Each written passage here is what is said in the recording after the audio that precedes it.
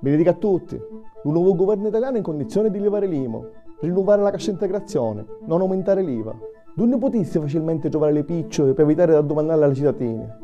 Vediamo il suo servizio di Filippo Albamonte.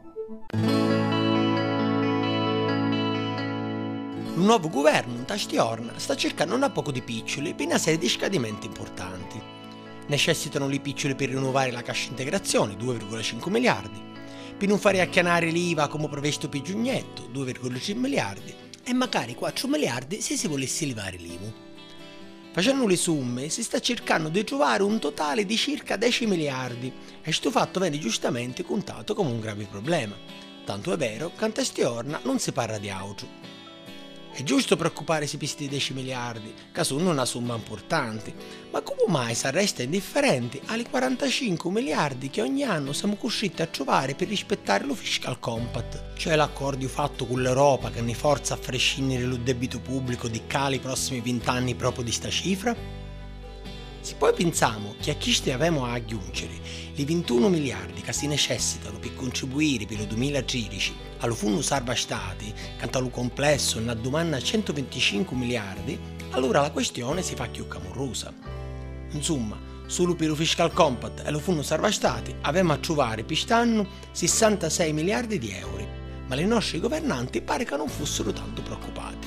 Speriamo che avessero ragione. Salario minimo garantito. Ultimamente se ne sente parlare spesso, magari in Italia. Di che si tratta? Vediamo il suo servizio di Simona Pidalà.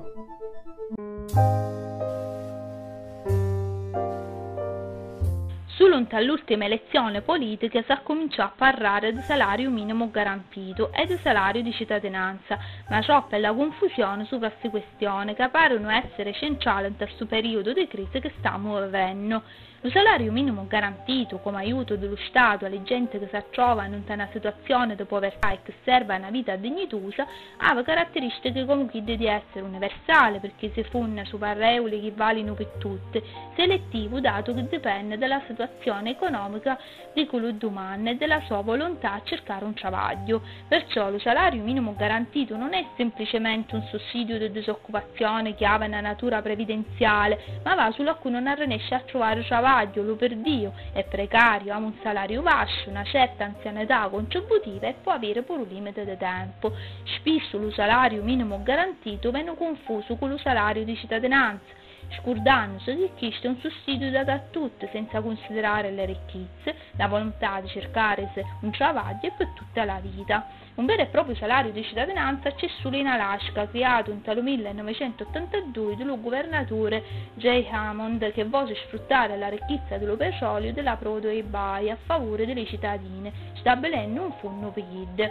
Diversamente da questo paese, in tutte le stati europee, tranne in Italia, Grecia e Ungheria, ci sono varie forme di salario minimo garantito, per non parlare della risoluzione varata il 20 ottobre del 2010 del Parlamento europeo, che riconosce lo salario minimo garantito come un diritto sociale fondamentale, capace di proteggere la dignità dell'uomo e favorire la sua partecipazione alla vita sociale, culturale e politica. Ma quali sono le requisite per avere in Europa questo salario minimo garantito? Essere cittadino, avere la residenza per un certo tempo, avere una certa età, non avere ricchezze varie, cercare un travaglio. In quasi tutti i paesi con lo salario minimo garantito questo non è solo un aiuto monetario, ma consiste pure da casa, trasporto, asilo nido, cure mediche e servizi culturali, e può essere pure un modo per aiutare le più giovani a lasciare la famiglia e essere indipendente. Per esempio in Danimarca un 25enne che non sta alla famiglia piglia 719 euro come incentivo a una vita autonoma, oppure in Olanda ci sono misure specifiche per aiutare a trovare un travaglio o per studiare. In tutti i casi un diritto si dona a titolo personale, senza limite di tempo, e può essere annullato quando si rifiuta un travaglio. Tagliando sempre all'altro paese, potremo vedere che lo salario minimo garantito è merato, non è scanciato causa sussidi di disoccupazione, che sono pure più generosi rispetto all'Italia, e si aggiunge a questo per proteggere ceti sociali assai deboli. parisse che il principale problema all'introduzione del salario minimo garantito è il costo che dipende da fattore, l'importo, le beneficiali e come viene erogato. Secondo note economisti come Boera e Perrotte danno un assegno di 500 euro al mese e a cui ha più bisogno, la spesa per lo Stato potesse essere di 8-9 miliardi l'anno, mentre Pauce, economista più radicale, fosse giusto un assegno di 600 euro al mese, alle più bisognose, senza tempo e senza obbligo di trovare travaglio, con una spesa annuale dello Stato di 21 miliardi all'anno. Per calcolare il costo che potesse avere lo salario minimo garantito in Italia, si pigliare in considerazione le costi che la Revenu de Solidarité Active aveva avuto dal 2010 in Francia, paesi simili al nostro, e uno si dette a 1,8 milioni di cristiane. La spesa totale del salario minimo garantito fu di 9,8 miliardi di euro, una cifra simile a quella che in Italia si spende per l'ammortizzatore sociale. Solo questo sistema in Italia protegge solo la metà delle travagliature, mentre il SHARP la stessa cifra garantisce a tutte le cittadine un sistema di protezione più equo. Alla fine potremmo dire che se lo salario minimo garantito ha un costo pari a quello che già si spende per altre cose nel nostro paese e è presente nei programmi politici di più partiti o movimenti, allora perché non è stato ancora discusso nel Parlamento italiano? Manca forse una certa volontà politica? Agnese Pirano Leto morì la settimana passata. Vorremmo ricordarla che nella nostra edizione ascoltano della sua propria voce la lettera che da stessa scrisse a suo marito, il magistrato Paolo Borsellino, in occasione del ventennale della strage di Via D'Amelio.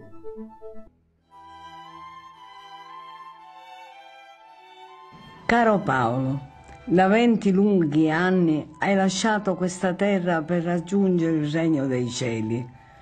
Un periodo in cui ho versato lacrime amare, mentre la bocca sorrideva, il cuore piangeva, senza capire, stupita, smarrita, cercando di sapere.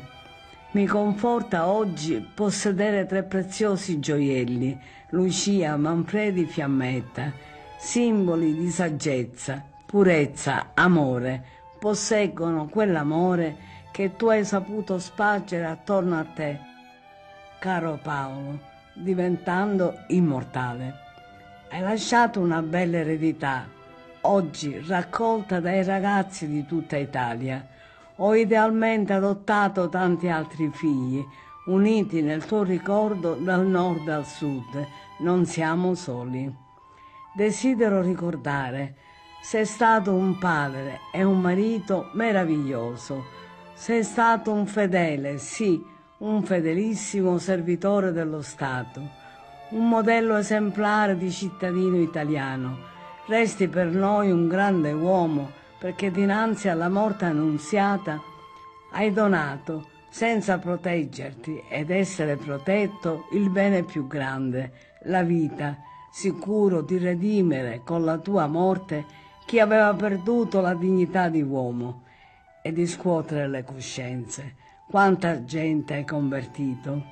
Non dimentico. Hai chiesto la comunione presso il Palazzo di Giustizia la vigilia del lungo viaggio verso l'eternità. Viaggio intrapreso con celestiale serenità, portando con te gli occhi intrisi di limpidezza, uno sguardo col sorriso da fanciullo che noi non dimenticheremo mai.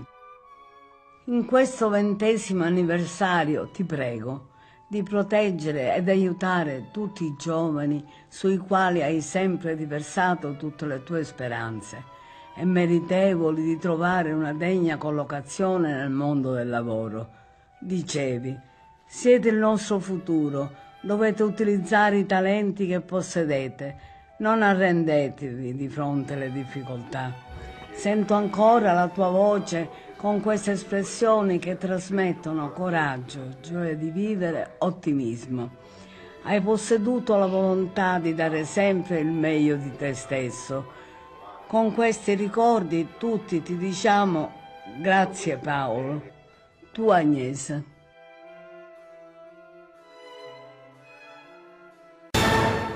Questo è tutto per questa settimana. Ne vediamo lo prossimo venerdì. Salutiamo!